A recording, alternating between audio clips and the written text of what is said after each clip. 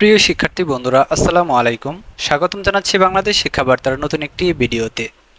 তোমরা যারা 2025 সালে যারা পরীক্ষা দিয়ে উত্তীর্ণ হয়েছে এসএসসি পরীক্ষায়, তাদের খুব দ্রুত কলেজে ভর্তি প্রক্রিয়াটা শুরু হয়ে যাবে। তো কলেজের ভর্তি প্রক্রিয়াটা তোমাদের কাছে কিন্তু একবারে নতুন। তো প্রথমে তোমাদের কলেজ সিলেকশন করতে হবে, অর্থাৎ কলেজ চয়েস দিতে হবে। তোমরা 10টা কলেজে সর্বনিম্ন কিন্তু তোমরা কি করতে পারো, মানে সর্বোচ্চ তোমরা আবেদন করতে পারো, সর্বনিম্ন 5টা কলেজে আবেদন করতে হবে। তারপরে তোমাদের কলেজ চয়েসের পর তোমাদের কলেজ সিলেক্ট হবে, তারপরে তোমাদের নিশ্চয়ন করতে হবে, মাইগ্রেশন করতে হবে, তারপরে কলেজে ফাইনালি গিয়ে ভর্তি হতে হবে। তারপরে তোমাদের পছন্দের কলেজ যদি সিলেক্ট না হয় বা তোমাদের পছন্দের কলেজে তোমরা কিভাবে পড়তে পারবা বা তোমরা কলেজ চেঞ্জ করতে পারবা কিনা, তুমি 10টা কলেজের চয়েস দিয়েছো কিন্তু তোমার পছন্দের যে কলেজ রয়েছে সেই কলেজে তোমার সিট পাওনি, তো তোমার পছন্দের কলেজে যাওয়ার জন্য তোমাদের কি করতে হবে, এই সব যে তথ্যগুলো রয়েছে সেই তথ্যগুলো মোটামুটি আজকের এই ভিডিও থেকে জানতে পারবা। কারণ তোমরা যারা শিক্ষার্থীরা রয়েছে এই বিষয়গুলোতে কিন্তু তোমরা একেবারে নতুন। তোমরা কলেজ ভর্তি সম্পর্কে তোমাদের এক কথায় কিন্তু কোনো প্রকার কিন্তু তোমাদের অভিজ্ঞতা নেই, তোমরা কিছুই জানো না, তো তোমরা একবারে নতুন এই বিষয়ে। তো তোমরা যদি এই বিষয়টি যদি আজকের এই ভিডিওর মাধ্যমে যদি পুরোপুরি জেনে যাও, মোটামুটি যদি তোমাদের ধারণা হয়ে যায়, তাহলে কিন্তু কলেজের ভর্তির প্রক্রিয়াটা কিন্তু তোমাদের কাছে ইজি হয়ে যাবে। আর আজকের এই ভিডিওটি দেখলে তুমি তোমার ফ্রেন্ড সার্কেল যারা রয়েছে তাদেরকেও বিষয়টি কিন্তু বোঝাতে পারবা যে এইভাবে এটা, এই ধাপের পর এই ধাপ, এইভাবে আমাদের কলেজে ভর্তির প্রক্রিয়াটা হবে।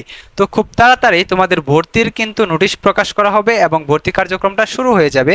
তার আগে তোমাদের কিভাবে ভর্তি হতে হয় সেটি তোমাদের আজকের এই ভিডিওতে আলোচনা করে তোমাদের জানিয়ে দিই, এবং যখনই তোমাদের ভর্তির আবেদন শুরু হবে তখন তো তোমাদের আপডেট দিয়ে তো জানিয়ে দিব কখন তোমাদের কি প্রয়োজন হবে, কি করতে হবে। তোমরা যারা আমাদের চ্যানেলের সাথে তোমরা যারা কানেক্টেড থাকবে তারা সকলেই কিন্তু সকল সমস্যা কিন্তু খুব সহজেই কিন্তু তোমরা পাড়ি দিতে পারবে। তোমাদের কাছে নতুন হলেও এটা কিন্তু তোমাদের কাছে অনেকটা ইজি হয়ে যাবে, কারণ আমি তোমাদের সর্বাত্মক সহযোগিতা করার চেষ্টা করব। তোমাদের এটা নিয়ে কোনো প্রকার টেনশন করা লাগবে না। তো তোমরা যারা শিক্ষার্থীরা রয়েছ, তোমাদের কলেজ ভর্তির সমস্ত ইনফরমেশন পেতে আমাদের চ্যানেলটি যারা সাবস্ক্রাইব করো নাই অবশ্যই সাবস্ক্রাইব করে পাশে থাকা বেল আইকনটি বাজিয়ে দিয়ে রাখো, যাতে নতুন ভিডিও আপলোড করার সাথে সাথে সেটি তোমাদের নোটিফিকেশনে চলে যায় এবং তোমরা সাথে সাথেই দেখে নিতে পারো। সো আসো আমরা মূল বিষয়ে চলে আসি। তো দেখো, যেহেতু সিস্টেমটা তোমাদের লাইফে নতুন, তোমরা এসএসসি পাশ করে কলেজে ভর্তি হতে যাচ্ছ। তো কলেজে ভর্তি হওয়ার সময় তোমাদের প্রথমে যে কাজটি করতে হবে, তো নোটিশ প্রকাশের পর বিষয়টি তোমরা জানতে পারবা।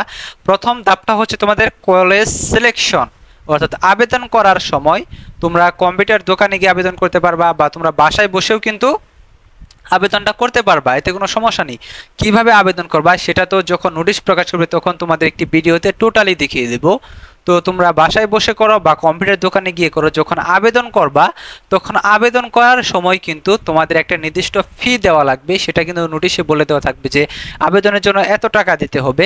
তো তোমাদের মোটামুটি মনে হয় 250 টাকা থেকে 300 টাকা এরকম হতে পারে।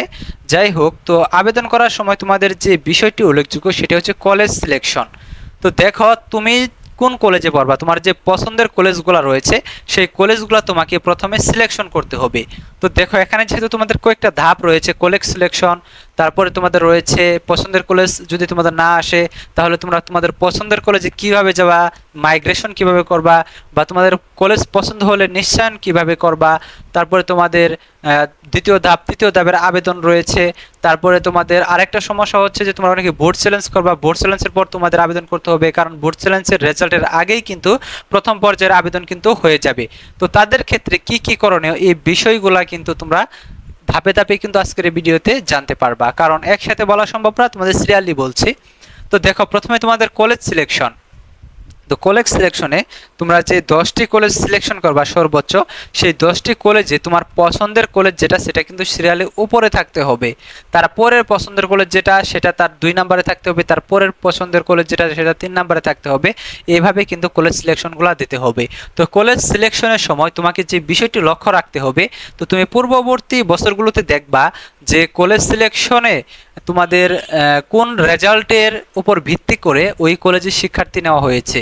তো তোমাদের কলেজ যখন সিলেকশন দেওয়া শুরু হবে বা ভর্তি কার্যক্রম শুরু হবে তখন তো তোমাদের প্রত্যেকটা কলেজ থেকে কিন্তু নোটিশের মাধ্যমে জানিয়ে দেওয়া হবে যে সর্বনিম্ন যারা এত পয়েন্ট পেয়েছে, ধরো কিছু কিছু কলেজ সর্বনিম্ন 4.50 যারা পেয়েছে তারা ওই কলেজে আবেদন করতে পারবে, বা ওই 4.50 উপরে যারা পেয়েছে তাদেরকে ওই কলেজে নেওয়া হবে, এরকম একটা নোটিশ প্রকাশ করা হবে। তো তুমি যদি 4 পয়েন্ট পেয়ে ওই কলেজে আবেদন করো তাহলে কিন্তু কখনোই কিন্তু ওই কলেজে তোমার চান্স হবে না। এজন্য তোমাদের এই বিষয়গুলো লক্ষ্য রাখতে হবে। যেসব কলেজে তোমার রেজাল্টের চেয়ে বেশি রেজাল্টদারীদের তোমাদের কলেজে নেওয়া হয়, সেসব কলেজে যদি তুমি আবেদন করো সেখানে তোমার কখনোই চান্স হবে না। ধরো তুমি একটা গ্রাম পর্যায়ে একটা স্কুল থেকে পড়েছো এবং তোমার রেজাল্ট হচ্ছে 4 পয়েন্ট বা 3.50, তো তোমার জেলা পর্যায়ের সর্বোচ্চ যে কলেজটা, সবচেয়ে ভালো যে কলেজটা, সেই কলেজে তুমি ভর্তি হতে চাচ্ছ, তো সেখানে সর্বনিম্ন 4.50 যারা পেয়েছে তাদেরকে নিচ্ছে, বা 4.50 উপরে যারা পেয়েছে তাদেরকে নিচ্ছে। সেখানে যদি তুমি আবেদন করো সেখানে তো তোমার কোনোভাবেই চান্স হবে না, কারণ তোমার রেজাল্ট হচ্ছে 3.50। সেক্ষেত্রে যারা 4.50 পেয়েছে তাদেরও চান্স হবে না কি সন্দেহ? কিসের জন্য? সেখানে দেখা যাবে যে যেহেতু জেলা পর্যায়ের সর্বোচ্চ কলেজ, জেলা পর্যায়ে অসংখ্য শিক্ষার্থী কিন্তু জিপিএ 5 পেয়ে থাকে, ওই সব শিক্ষার্থীরা কিন্তু ওই সর্বোচ্চ কলেজে আবেদন করবে। এরকম দেখা যাবে যে 4.50 দারিদের ওই কলেজে নিচ্ছে, কিন্তু যারা আবেদন করেছে তাদের মধ্যে যেখানে কলেজের সিট সংখ্যা আছে, ধরো যে 300 সিট সংখ্যা আছে, কিন্তু এ প্লাস দাঁড়ি অর্থাৎ এ প্লাস পেয়েছে এরকম শিক্ষার্থী 500 জন আবেদন করেছে। সেখানে তোমরা যদি 4.83, 4.91, 4.94 পেয়েও যদি আবেদন করো তাহলেও কিন্তু তোমাদের চান্স হবে না, কারণ ওখানে যেহেতু সিট সংখ্যা 300, এ প্লাস আবেদন করেছে 500, তাহলে এ প্লাস দাঁড়ি যারা রয়েছে তাদেরকেই নিয়ে নেবে। বিষয়টা হচ্ছে এরকম। কাজেই তোমাদের অবশ্যই খেয়াল রাখতে হবে কলেজ সিলেকশনের সময় যেসব কলেজে তোমাদের চান্স হওয়ার সম্ভাবনা নেই সেসব কলেজে তোমরা আবেদন করবা না। এই বিষয়টি কিন্তু তোমাদের সকল শিক্ষার্থীদের খেয়াল রাখতে হবে। তো কলেজ সিলেকশনের পর তোমাদের যদি কলেজ পছন্দ হয়ে যায়, অর্থাৎ তোমরা যদি পছন্দের কলেজ পেয়ে যাও, তাহলে তোমাদের কি করতে হবে? তাহলে তোমাদের কলেজটা নিশ্চয়ন করতে হবে। তো নিশ্চয়ন তোমাদের কিভাবে করতে হয় সেটি কিন্তু তোমাদের এর পরের ভিডিওতে তোমাদের আপডেটের মাধ্যমে অবশ্যই জানিয়ে দেব। তো তোমাদের যখন যেটা প্রয়োজন হবে সেটা তো তোমাদের বলেই দিব।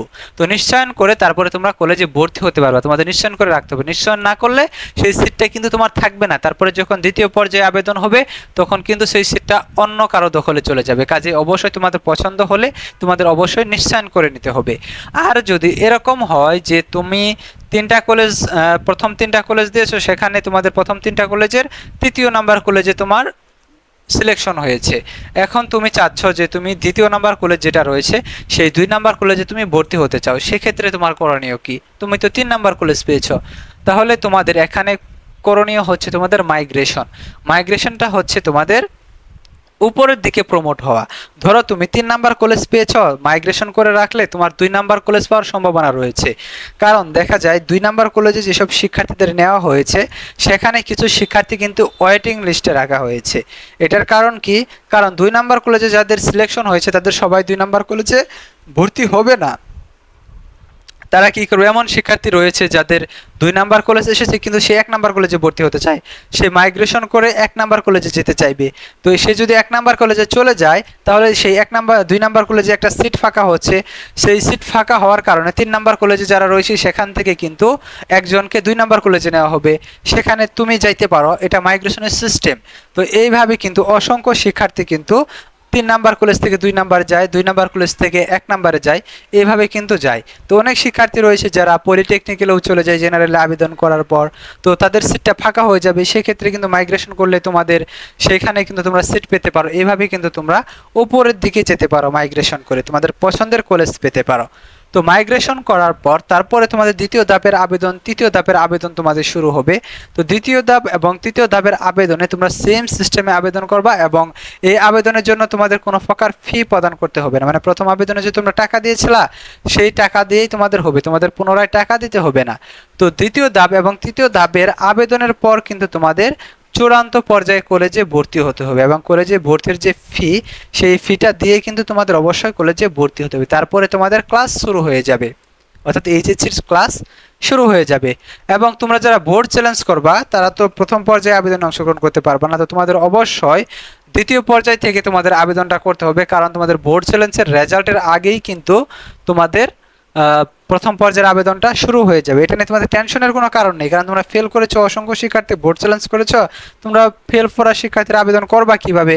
যখন তোমাদের রেজাল্ট পাস চলে আসবে বোর্ড চ্যালেঞ্জের রেজাল্টের ফলে, তখন তুমি আবেদন করতে পারো। সেক্ষেত্রে তুমি দ্বিতীয় পর্যায়ে আবেদন করার সুযোগ পাচ্ছ। এখানে টেনশনের কোনো কারণ নেই। তো এইভাবেই কিন্তু মূলত তোমাদের এইচএসসি ভর্তি প্রক্রিয়াটা শেষ হয়ে যাবে। তো তোমাদের যখনই ভর্তির নোটিশ দিয়ে দিবে, তখনই কিন্তু তোমাদের A to Z জানিয়ে দেবো, এবং তোমাদের ভর্তির যে সিস্টেমটা সেটা কিন্তু ধাপে ধাপে এক একটা ভিডিওর মাধ্যমে কিন্তু আমাদের চ্যানেল থেকে তোমরা পেয়ে যাবা। কাজে অবশ্যই আমাদের চ্যানেলটি সাবস্ক্রাইব করে রাখো এবং পাশে থাকা বেল আইকনটি বাজিয়ে দিয়ে রাখো, যাতে নতুন ভিডিও আপলোড করার সাথে সাথে সেটি তোমরা দেখে নিতে পারো এবং তোমাদের কোনো প্রকার টেনশন থাকবে না। তোমরা টেনশন ফ্রি থাকো, তোমাদের টেনশন করার কোনো কারণ নেই। ধন্যবাদ সকলকে পুরো ভিডিওটি দেখার জন্য।